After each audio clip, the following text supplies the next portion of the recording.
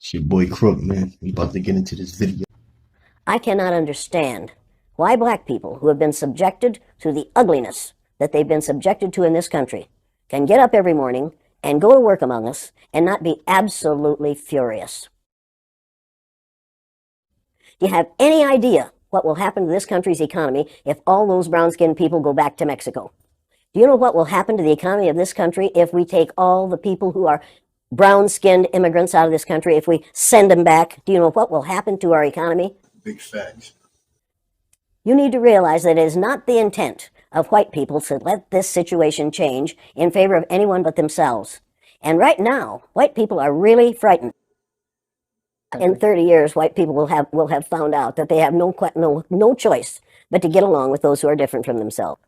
And I don't understand why we allow white people to behave the way they do. A lot of people don't understand the trauma associated with race and racism. Can you talk a little bit about the trauma associated with? The trauma associated with it, Yeah. one of the main traumas is, it tells white people that they are superior because of the lack of melanin in their skin.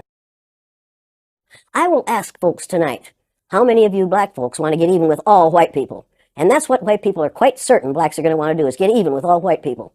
And nobody will raise their hand, and then I'll say, how many of you want to get even with one or two? Every hand will go up, and you know why, and so do I.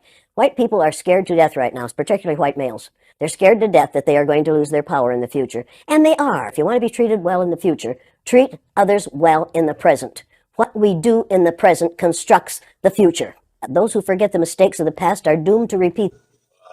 We're repeating the mistakes that we have made in the past because we aren't teaching about these mistakes in the present. We are not teaching history that is true. We aren't teaching social studies that is true. We aren't even teaching true geography, for God's sake.